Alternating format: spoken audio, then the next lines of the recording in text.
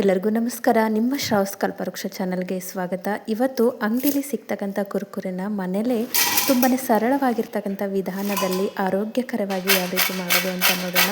ತುಂಬಾ ಕಡಿಮೆ ಪದಾರ್ಥಗಳನ್ನು ಉಪಯೋಗಿಸ್ಕೊಂಡು ಈ ಒಂದು ಕುರ್ಕುರೆನ ಮಾಡ್ಕೊಳ್ಬೋದು. ಮಾಡೋ ವಿಧಾನ ನೋಡ್ಕೊಂಡು ಬಿಡೋಣ. ಮೊದಲಿಗೆ ನಾನಿಲ್ಲಿ 1 ಕಪ್ ಆಗುವಷ್ಟು ಮೀಡಿಯಮ್ ಸೈಜ್ ಅವಲಕ್ಕಿ ತೊಗೊಂಡಿದ್ದೀನಿ. ನೀವು ಗಟ್ಟಿ ಅವಲಕ್ಕಿ ಕೂಡ ತೊಗೊಳ್ಬೋದು. ಇವಾಗ ಇದನ್ನು ನಾವು ಸಣ್ಣಗೆ ಪೌಡ್ರ್ ಮಾಡ್ಕೋಬೇಕು. ಹಾಗಾಗಿ ಸ್ವಲ್ಪ ಸಣ್ಣ ಜಾರ್ ತೊಗೊಳ್ಳಿ, ಅಂದರೆ ಬೇಗ ಸಣ್ಣ ಆಗುತ್ತೆ. ನಾನು ಕೂಡ ಇಲ್ಲಿ ಒಂದು ಸಣ್ಣ ಜಾರನ್ನ ತೊಗೊಂಡಿದ್ದೀನಿ. ಒಂದು 2 ಸ್ಟೆಪ್ಪಲ್ಲಿ ಅಥವಾ 2 ಬ್ಯಾಚಲ್ಲಿ ರುಬ್ಕೊಳ್ತಿದ್ದೀನಿ. ಮೊದಲಿಗೆ ಒಂದು ಅರ್ಧ ಅವಲಕ್ಕಿ ಹಾಕ್ಕೊಂಡು ಈ ರೀತಿ ರುಬ್ಕೊಂಡು ಬಂದಿದ್ದೀನಿ. ತೀರಾ ಸಣ್ಣ ಆಗಬೇಕು ಅಂತೇನಿಲ್ಲ, ಸ್ವಲ್ಪ ತರಿ ಆದರೂ ಪರವಾಗಿಲ್ಲ, ನಡೆಯುತ್ತೆ. ಇವಾಗ ಇದನ್ನು ಒಂದು ಬೇರೆ ಪಾತ್ರೆಗೆ ತಗೊಳ್ತಿದ್ದೀನಿ. ನೋಡಿ, ಇಲ್ಲಿ ನಾನು 1 ಕಪ್ ಅವಲಕ್ಕಿ ತೊಗೊಂಡಿದ್ದೆ. ಅದರಲ್ಲಿ ಅರ್ಧ ಭಾಗ ಮಾತ್ರ ನಾನು ಗ್ರೈಂಡ್ ಮಾಡ್ಕೊಂಡಿದ್ದೀನಿ. ಇನ್ನೂ ಅರ್ಧ ಭಾಗ ಅವಲಕ್ಕಿ ಉಳಿದಿದೆ. ಹಾಗಾಗಿ ಇವಾಗ ಒಂದು ಅರ್ಧ ಭಾಗ ಉಳಿದಿರ್ತಕ್ಕಂಥ ಅವಲಕ್ಕಿನ ಸೇರಿಸ್ಕೊಂಡು ಪೌಡ್ರ್ ಮಾಡ್ಕೊಳ್ತಿದ್ದೀನಿ. ನೀವು ಮಿಕ್ಸರ್ ಜಾರ್, ಏನಾದರೂ ಚಟ್ನಿ ಜಾರ್ ಇತ್ತು ಅಂದರೆ ಒಂದೇ ಸರಿ ಕೂಡ ಹಾಕ್ಕೊಳ್ಬೋದು. ನಾನಿಲ್ಲಿ ಸಣ್ಣ ಜಾರ್ ತೊಗೊಂಡಿರೋದ್ರಿಂದ 2 ಸರಿ ಹಾಕ್ಕೊಳ್ತಿದ್ದೀನಿ. ಇವಾಗ ಈ ಅರ್ಧ ಭಾಗ ಅವಲಕ್ಕಿಗೆ ನಾನಿಲ್ಲಿ ಒಂದು 3 ಸ್ಪೂನ್ ಆಗುವಷ್ಟು ಕಡಲೆ ಹಿಟ್ಟು ಅಥವಾ ಬೇಸನನ್ನು ಸೇರಿಸ್ಕೊಳ್ತಿದ್ದೀನಿ. ನೀವು ಒಟ್ಟಿಗೆ ರುಬ್ಕೊಳ್ಳೋದಾಯಿತು ಅಂತಂದರೆ ಒಂದೇ ಸರಿಗೆ ಅವಲಕ್ಕಿ ಹಾಕಾದ್ಮೇಲೆ ಒಂದು 3 ಸ್ಪೂನ್ ಆಗುವಷ್ಟು ಕಡಲೆ ಹಿಟ್ಟು ಅಥವಾ ಬೇಸನ್ನ ಸೇರಿಸ್ಕೊಳ್ಳಿ. ಇದನ್ನು ಕೂಡ ನಾನಿಲ್ಲಿ ಎಷ್ಟು ಸಾಧ್ಯನೋ ಅಷ್ಟು ನುಣ್ಣಗೆ ರುಬ್ಕೊಂಡು ಬಂದಿದ್ದೀನಿ. ಇದನ್ನು ಕೂಡ ಒಂದು ಪಾತ್ರೆಗೆ ತೆಗೆದಿಟ್ಕೊಳ್ತಿದ್ದೀನಿ. ಟೋಟಲಾಗಿ 1 ಕಪ್ ಆಗುವಷ್ಟು ಅವಲಕ್ಕಿ, 3 ಕಪ್ ಆಗುವಷ್ಟು ಬೇಸನನ್ನು ರುಬ್ಬಿ ಇಟ್ಕೊಂಡಿದ್ದೀನಿ. ಒಂದು ಸ್ವಲ್ಪ ತರಿಯಾದರೂ ಪರವಾಗಿಲ್ಲ, ಒಟ್ಟಲ್ಲಿ ಎಷ್ಟು ಸಾಧ್ಯನೋ ಅಷ್ಟು ಸಣ್ಣಗೆ ಮಾಡಿಟ್ಕೊಳ್ಳಿ. ಇವಾಗ 1/4 ಸ್ಪೂನ್ ಆಗುವಷ್ಟು ಅಡುಗೆ ಸೋಡಾ ಅಥವಾ ಬೇಕಿಂಗ್ ಸೋಡಾನ ಸೇರಿಸ್ಕೊಳ್ಳಿ. ಬೇಕಿಂಗ್ ಸೋಡಾ ಅಥವಾ ಅಡುಗೆ ಸೋಡಾ ಹಾಕಾದ್ಮೇಲೆ ಒಂದ್ಸರಿ ಈ ರೀತಿ ಎಲ್ಲ ಕಡೆ ಹಿಟ್ಟಿಗೆ ಹರಡೋ ರೀತಿಯಲ್ಲಿ ಒಂದ್ಸರಿ ಕಲಸಿಟ್ಕೊಳ್ಳಿ. ಈ ಸೈಡಲ್ಲಿ ನಾನು ಗ್ಯಾಸ್ ಮೇಲೆ ಆಲ್ರೆಡಿ ಒಂದು ಪಾತ್ರೆನ ಬಿಸಿ ಮಾಡಲಿಕ್ಕಿಟ್ಟಿದ್ದೆ. ಬಿಸಿಯಾಗಿರ್ತಕ್ಕಂಥ ಪಾತ್ರೆಗೆ ನಾನಿಲ್ಲಿ ಯಾವ ಕಪ್ಪಿಂದ ಅವಲಕ್ಕಿ ತೊಗೊಂಡಿದ್ದೆ ಅದೇ ಕಪ್ಪಿಂದ ಒಂದು 2 ಕಪ್ ಆಗುವಷ್ಟು ನೀರನ್ನ ಸೇರಿಸ್ಕೊಳ್ತಿದ್ದೀನಿ. ನೀವೇನಾದರೂ ಗಟ್ಟಿ ಅವಲಕ್ಕಿ ತೊಗೊಂಡಿದ್ರೆ 2 ಕಪ್ ಕರೆಕ್ಟ್ ಆಗುತ್ತೆ. ಮೀಡಿಯಮ್ ಸೈಜ್ ಅವಲಕ್ಕಿ ಆದರೆ ಕೆಲವೊಂದು ಅವಲಕ್ಕಿ ಜಾಸ್ತಿ ನೀರು ಕುಡಿಯುತ್ತೆ, ಇನ್ನು ಕೆಲವೊಂದು ಅವಲಕ್ಕಿ ಕಡಿಮೆ ನೀರು ಹಿಡಿಯುತ್ತೆ. ಹಾಗಾಗಿ 1.5 ಕಪ್ ಆಗುವಷ್ಟು ನೀರನ್ನ ಸೇರಿಸ್ಕೊಳ್ಬೋದು. ನಾನು ತೊಗೊಂಡಿರ್ತಕ್ಕಂಥ ಅವಲಕ್ಕಿ ಸ್ವಲ್ಪ ಜಾಸ್ತಿ ನೀರು ಕುಡಿಯೋದ್ರಿಂದ 2 ಕಪ್ ಆಗುವಷ್ಟು ನೀರನ್ನ ಸೇರಿಸ್ಕೊಂಡು ಚಿಟಿಕೆ ಉಪ್ಪು, 1 ಸ್ಪೂನ್ ಆಗುವಷ್ಟು ಎಣ್ಣೆ ಹಾಕ್ಕೊಂಡಿದ್ದೀನಿ. ಇವಾಗ ಈ ರೀತಿ ಬಬಲ್ಸ್ ಬಂದಾಗ ನಾವು ರೆಡಿ ಮಾಡಿರ್ತಕ್ಕಂಥ ಅಥವಾ ಪುಡಿ ಮಾಡಿರ್ತಕ್ಕಂಥ ಅವಲಕ್ಕಿ ಪೌಡರ್ನ ಈ ಒಂದು ನೀರಿಗೆ ಸೇರಿಸ್ಕೊಂಡು ಲೋ ಫ್ಲೇಮಲ್ಲಿ ಇಟ್ಕೊಂಡು ಈ ರೀತಿ ಕಲಿಸ್ತಾ ಬನ್ನಿ. ಸ್ವಲ್ಪ ಗಂಟುಗಳಾಯಿತು ಅಂತಂದರೆ ಪರವಾಗಿಲ್ಲ, ಒಡ್ಕೊಳ್ಬೋದು. ಈ ರೀತಿ ತಿರುಗಿಸ್ತಾ ಗಂಟುಗಳನ್ನು ಒಡ್ಕೊಳ್ಬೇಕಾಗತ್ತೆ.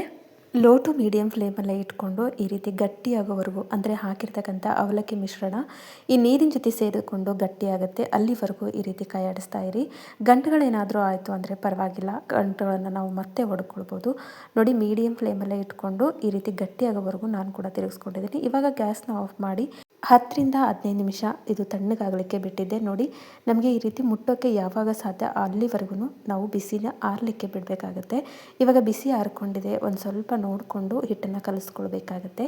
ಈ ಒಂದು ಹಿಟ್ಟಿಗೆ ನಾನಿಲ್ಲಿ ಒಂದು 2 ಸ್ಪೂನ್ ಆಗುವಷ್ಟು ಕಾರ್ನ್ಫ್ಲವರ್ ಸೇರಿಸ್ಕೊಳ್ತಿದ್ದೀನಿ. ಅದ್ರ ಜೊತೆಗೆ 1 ಸ್ಪೂನ್ ಆಗುವಷ್ಟು ಅಕ್ಕಿ ಹಿಟ್ಟನ್ನು ಸೇರಿಸ್ಕೊಂಡಿದ್ದೀನಿ. ಇವಾಗ ಕಾರ್ನ್ಫ್ಲವರ್ ಆಗಿರ್ಬೋದು, ಅಕ್ಕಿ ಹಿಟ್ಟಾಗಿರ್ಬೋದು, ಈ ಒಂದು ಅವಲಕ್ಕಿ ಮಿಶ್ರಣ ಜೊತೆಗೆ ನೀಟಾಗಿ ಹೊಂದ್ಕೊಳ್ಳೋ ರೀತಿಯಲ್ಲಿ ಹಿಟ್ಟನ್ನು ಸ್ವಲ್ಪ ಈ ರೀತಿ ಸೌಟು ಅಥವಾ ಕೈಯಿಂದ ಕಲಿಸ್ಕೊಳ್ಳಿ. ಎಷ್ಟೇ ಬಿಸಿ ಆರಿದ್ರೂ ಒಂದು ಅರ್ಧ ಗಂಟೆ ಆದರೂ ಈ ಬಿಸಿ ಆರಲಿಕ್ಕೆ ಬೇಕಾಗುತ್ತೆ. ಆದರೆ ಒಂದು 15 ನಿಮಿಷ ಬಿಟ್ಟಿರೋದ್ರಿಂದ ಇನ್ನೂ ಬಿಸಿಯಾಗಿದೆ. ಹಾಗಾಗಿ ನೀವು ಕಂಪ್ಲೀಟಾಗಿ ತಣ್ಣಗಾಗೋವರೆಗೂ ಬಿಟ್ಕೊಂಡ್ರೆ ಉತ್ತಮ. ಅಂದಾಗ ಮಾತ್ರ ನಮಗೆ ಮಾಡ್ತಕ್ಕಂಥ ಕುರ್ಕುರೆ ಕೂಡ ನಾವು ನೀಟಾಗಿ ಯಾವ ಸ್ಟ್ರಕ್ಚರ್ ಬೇಕೋ ಆ ಸ್ಟ್ರಕ್ಚರ್ನ ಕೊಟ್ಕೊಳ್ಳೋಕೆ ಬರುತ್ತೆ. ಹಾಗಾಗಿ ಒಂದು ಸ್ವಲ್ಪ ಬಿಸಿ ಕಂಪ್ಲೀಟಾಗಿ ಆರೋವರೆಗೂ ತಣ್ಣಗಾಗ್ಲಿಕ್ಕೆ ಬಿಡಿ. ಇವಾಗ ಇದು ತುಂಬಾ ಬಿಸಿಯಾಗಿತ್ತು, ಹಾಗಾಗಿ ನಾನು ಬೇರೆ ಒಂದು ತಟ್ಟೆಗೆ ಇದನ್ನು ತೆಗೆದಿಟ್ಕೊಳ್ತಿದ್ದೀನಿ. ಆವಾಗ ಮಾತ್ರ ಕರೆಕ್ಟಾಗಿ ಆರಿಕೊಳ್ಳುತ್ತೆ. ಹಾಗಾಗಿ ಈ ರೀತಿ ಬೇರೆ ಒಂದು ತಟ್ಟೆಗೆ ತೆಗೆದಿಟ್ಕೊಂಡಿದ್ದೆ. ಕೈಗೆ ಒಂದು ಸ್ವಲ್ಪ ಎಣ್ಣೆ ಹಚ್ಕೊಳ್ಳಿ. ಕರೆಕ್ಟಾಗಿ ನೀರಿನ ಒಂದು ಅಳತೆ ಹಾಕ್ಕೊಂಡ್ರೆ ಕರೆಕ್ಟಾಗಿ ಬಂದಿರುತ್ತೆ. ನೋಡಿ, ಈಗ ಯಾವ ಸೈಜಲ್ಲಿ ನಿಮಗೆ ಕುರ್ಕುರೆ ಬೇಕು, ನಾರ್ಮಲಾಗಿ ಕುರ್ಕುರೆನ ಒಂದು ಸ್ವಲ್ಪ ತಿಳುವಾಗಿನ ಲಟ್ಟಿಸ್ಕೊಳ್ಳಿ. ಈ ರೀತಿ ಮಾಡ್ಕೊಳ್ಳಿ, ಶೇಪ್ ಕೊಟ್ಕೊಳ್ಳಿ. ಅಂದಾಗ ಕ್ರಿಸ್ಪಿಯಾಗಿ ಬರುತ್ತೆ. ತೀರಾ ದಪ್ಪ ಮಾಡ್ಕೊಳ್ಬಾರ್ದು, ಈ ಒಂದು ಸೈಜಲ್ಲಿದ್ದರೆ ಸಾಕು. ಈ ರೀತಿ ಒಂದು ಸ್ವಲ್ಪ ಪ್ರೆಸ್ ಮಾಡ್ಕೊಳ್ಳಿ. ಅಂದರೆ ನಮ್ಮ ಬೆರಳುಗಳಿಂದ ಒಂದು ಸ್ವಲ್ಪ ಈ ರೀತಿ ಪ್ರೆಸ್ ಮಾಡಿದಾಗ ಒಂದು ಸ್ಟ್ರಕ್ಚರ್ ಕೊಡುತ್ತೆ. ಇದೇ ರೀತಿ ಇರಬೇಕು ಅಂತಲ್ಲ, ಒಟ್ಟಲ್ಲಿ ಕುರ್ಕುರಿನ ನೋಡಿರ್ತೀವಲ್ಲ, ಆ ರೀತಿ ಒಂದು ಸ್ಟ್ರಕ್ಚರ್ ಕೊಟ್ಕೊಂಡ್ರೆ ಸಾಕು. ನಾನಿಲ್ಲಿ ಜಸ್ಟ್ ಈ ರೀತಿ ಫಿಂಗರ್ನಿಂದ ಪ್ರೆಸ್ ಮಾಡಿ ಈ ರೀತಿ ಸ್ಟ್ರಕ್ಚರ್ ಕೊಟ್ಕೊಳ್ತಿದ್ದೀನಿ. ಪ್ರತಿಯೊಂದನ್ನು ಇದೇ ರೀತಿ ಮಾಡಿಟ್ಕೊಂಡಿದ್ದೆ. ಒಂದು ಬ್ಯಾಚ್ ಮಾಡಿಟ್ಕೊಂಡಿದ್ದೀನಿ. ನೋಡಿ, ಈ ರೀತಿ ನಿಮಗೆ ಮಕ್ಕಳು ಯಾವ ರೀತಿ ಇಷ್ಟಪಡ್ತಾರೋ ಆ ರೀತಿಯಲ್ಲಿ ಸ್ಟ್ರಕ್ಚರ್ ಕೊಟ್ಕೊಂಡ್ರೆ ಸಾಕು. ಈ ಸೈಡಲ್ಲಿ ಆಲ್ರೆಡಿ ಗ್ಯಾಸ್ ಮೇಲೆ ನಾನು ಎಣ್ಣೆ ಕಾಯಲಿಕ್ಕೆ ಇಟ್ಕೊಂಡಿದ್ದೆ. ಒಂದು ಮೀಡಿಯಮ್ ಫ್ಲೇಮಲ್ಲಿ ಇಟ್ಕೊಂಡು ಕರೆಕ್ಟಾಗಿ ಎಣ್ಣೆ ಕಾಯಿಸ್ಕೊಂಡು ಈ ರೀತಿ ಒಂದೊಂದೇ ಮಾಡಿರ್ತಕ್ಕಂಥ ಒಂದು ಕುರ್ಕುರೆನ ಹಾಕ್ತಾ ಹೋಗೋಣ. ಒಂದು ಸ್ವಲ್ಪ ಒಂದನ್ನು ಹಾಕಾದ್ಮೇಲೆ ದಿಢೀರಂತ ಹಾಕ್ಕೊಳ್ಳೋಕೆ ಹೋಗಬಾರ್ದು, ಯಾಕಂದರೆ ಒಂದಕ್ಕೊಂದು ಅಂಟ್ಕೊಳ್ಳುತ್ತೆ. ಹಾಗಾಗಿ ಒಂದು ಸ್ವಲ್ಪ ನೋಡಿಕೊಂಡು ಗ್ಯಾಪ್ ಬಿಟ್ಕೊಂಡು ಹಾಕ್ತಾ ಹೋಗಿ. ಹಾಗೆ ಹಾಕಿದ ತಕ್ಷಣ ತಿರುಗಿಸ್ಬಾರ್ದು. ಈ ರೀತಿ ಮೇಲ್ಗಡೆ ಎದ್ಕೊಂಡು ಬರಬೇಕು. ಅಲ್ಲಿವರೆಗೂ ಒಂದು ಸ್ವಲ್ಪ 1 ನಿಮಿಷ ವೇಟ್ ಮಾಡಿಕೊಂಡ್ರೆ ಇದೇ ರೀತಿ ಬಂದಿರುತ್ತೆ ನೋಡಿ. ಈ ರೀತಿ ಒಂದು ಸ್ವಲ್ಪ ಕರಿಯೋಂಥ ಒಂದು ಪಾತ್ರೆನ ಕೂಡ, ಒಂದು ಫ್ಲ್ಯಾಟ್ ಆಗಿರ್ತಕ್ಕಂಥ ಒಂದು ಕಡಾಯಿ ಅಥವಾ ಪಾತ್ರೆನ ತೊಗೊಂಡು ಕರ್ಕೊಂಡಾಗ ಒಂದಕ್ಕೊಂದು ಅಂಟ್ಕೊಳ್ಳೋದಿಲ್ಲ. ಈ ರೀತಿ ಒಂದು ಸ್ವಲ್ಪ ಕಡಾಯಿನ ತೊಗೊಂಡಾಗ ಒಂದಕ್ಕೊಂದು ಅಂಟ್ಕೊಳ್ಳೋ ಚಾನ್ಸಸ್ ಇರುತ್ತೆ. ಅಂಟ್ಕೊಂಡ್ರೂ ಕೂಡ ಪರವಾಗಿಲ್ಲ, ತಾನೇ ಬಿಟ್ಕೊಳ್ಳುತ್ತೆ ನೋಡಿ. ಈ ರೀತಿ ಕಂಪ್ಲೀಟಾಗಿ ಕರ್ಕೊಳ್ಬೇಕು. ಇಲ್ಲಿ ಕಲರ್ಗೋಸ್ಕರ ನಾನು ಯಾವುದೇ ರೀತಿಯ ಅಚ್ಕಾರದ ಪೌಡ್ರ್ ಆಗಲಿ ಏನನ್ನೂ ಸೇರಿಸಿಲ್ಲ. ಹಾಗಾಗಿ ನಮಗೆ ಒಂದು ರೀತಿ ಕಲರ್ ಕಾಣಿಸ್ತಿದೆ. ಬೇಕು ಅಂದರೆ ನೀವು ಅಚ್ಕಾರದ ಪೌಡರ್ನ ಹಿಟ್ಟನ್ನು ಕಲಿಸುವಾಗ ಕೂಡ ಹಾಕ್ಕೊಂಡು ಕಲಿಸ್ಕೊಳ್ಬೋದು ಹಿಟ್ಟನ್ನು. ಇವಾಗ ರೆಡಿಯಾಗಿದೆ. ಬಬಲ್ಸ್ ಎಲ್ಲ ಕಂಪ್ಲೀಟಾಗಿ ಕಡಿಮೆ ಆಗಿದೆ. ಮೀಡಿಯಮ್ ಫ್ಲೇಮಲ್ಲಿ ಈ ರೀತಿ ಫ್ರೈ ಮಾಡಿಕೊಂಡಾಗ ಕಂಪ್ಲೀಟಾಗಿ ಬಬಲ್ಸ್ ಕಡಿಮೆ ಆದಾಗ ತೆಕ್ಕೊಳ್ಳಿ. ಎಣ್ಣೆ ಕೂಡ ಕಡಿಮೆ ಪ್ರಮಾಣದಲ್ಲಿ ಹೀರ್ಕೊಳ್ಳುತ್ತೆ. ಅವಲಕ್ಕಿಯಿಂದ ಮಾಡಿರೋದ್ರಿಂದ ಎಣ್ಣೆ ಏನು ಜಾಸ್ತಿ ಹೀರ್ಕೊಳ್ಳೋದಿಲ್ಲ. ಮತ್ತೊಂದು ಬ್ಯಾಚ್ ಕೂಡ ನಾನಿಲ್ಲೇ ಹಾಕಿ ಕರ್ಕೊಳ್ತಿದ್ದೀನಿ. ಮತ್ತು ಅದೇ ಸೇಮ್ ಒಂದು ಪ್ರೊಸೀಜರಲ್ಲೇ ಕರ್ಕೊಳ್ಬೇಕಾಗುತ್ತೆ. ಮೀಡಿಯಮ್ ಫ್ಲೇಮಲ್ಲಿ ಇಟ್ಕೊಂಡು ಒಂದೊಂದನ್ನೇ ಬಿಟ್ಕೊಂಡು ಒಂದು ಸ್ವಲ್ಪ ಮೇಲ್ಗಡೆ ಬಂದಾದಮೇಲೆ ನಾವು ತಿರುಚಿ ಎರಡೂ ಬದಿಯಲ್ಲಿ ನೀಟಾಗಿ ಬೇಯಿಸ್ಕೊಳ್ಬೇಕು. ತುಂಬಾ ಕ್ರಿಸ್ಪಿಯಾಗಿ ಹಾಗೆ ತುಂಬಾ ಹಗುರವಾಗಿ ಬರ್ತಕ್ಕಂಥ ಒಂದು ರೆಸಿಪಿ. ಎಲ್ಲೂ ಕೂಡ ಗಟ್ಟಿ ಅಂತ ಅನಿಸೋದಿಲ್ಲ. ಅಷ್ಟೊಂದು ಕ್ರಿಸ್ಪಿಯಾಗಿ ಬರುವಂಥ ಒಂದು ಅವಲಕ್ಕಿ ಕುರ್ಕುರೆ ರೆಸಿಪಿ. ತುಂಬಾ ಆರೋಗ್ಯಕರವಾಗಿ ಮನೆಯಲ್ಲೇ ನಾವು ಈ ಒಂದು ಕುರ್ಕುರೆನ ಮಾಡ್ಕೊಳ್ಬೋದು. 2 ಬ್ಯಾಚ್ ಕರೆದಿಟ್ಕೊಂಡಿದ್ದೀನಿ. ನಾನು ಮಾಡಿರ್ತಕ್ಕಂಥ 1 ಕಪ್ ಅವಲಕ್ಕಿಯಲ್ಲಿ ಒಂದು 2ರಿಂದ 3 ಪ್ಯಾಕೆಟ್ ಆಗುವಷ್ಟು ಕುರ್ಕುರೆ ರೆಡಿಯಾಗಿದೆ. ಇದಕ್ಕೆ ಮೇಲ್ಗಡೆಯಿಂದ ಒಂದು ಸ್ವಲ್ಪ ಉಪ್ಪು, ಸ್ವಲ್ಪ ಬಿಸಿ ಇದ್ದಾಗಲೇ ಹಾಕ್ಕೊಳ್ತಿದ್ದೀನಿ. ಬಿಸಿ ಇದ್ದಾಗ ಹಾಕೋದ್ರಿಂದ ಬೇಗ ಹೀರ್ಕೊಳ್ಳುತ್ತೆ ಕುರ್ಕುರೆ. ಹಾಗಾಗಿ ಒಂದು ಸ್ವಲ್ಪ ಉಪ್ಪು, ಒಂದು ಸ್ವಲ್ಪ ಅಚ್ಕಾರದ ಪೌಡರ್ ಮಾತ್ರ ಸೇರಿಸ್ಕೊಂಡಿದ್ದೀನಿ. ಬೇಕು ಅಂತಂದರೆ ಇದಕ್ಕೆ ಚಾಟ್ ಮಸಾಲ, ಗರಂ ಮಸಾಲ, ಜೀರಾ ಪೌಡ್ರು ಎಲ್ಲನೂ ಮಿಕ್ಸ್ ಮಾಡಿಕೊಂಡು ಕೂಡ ನಾವು ಈ ಒಂದು ಮಸಾಲ ರೆಡಿ ಮಾಡಿಕೊಂಡು ಈ ರೀತಿ ಕುರ್ಕುರೆಗೆ ಸ್ಪ್ರೆಡ್ ಮಾಡ್ಕೊಳ್ಬೋದು. ತುಂಬಾ ಕ್ರಿಸ್ಪಿಯಾಗಿ, ಆ ಸೌಂಡೇ ನಿಮಗೆ ಹೇಳ್ಕೊಡುತ್ತೆ ಎಷ್ಟು ಕ್ರಿಸ್ಪಿ ಆಗಿದೆ ಅಂತ.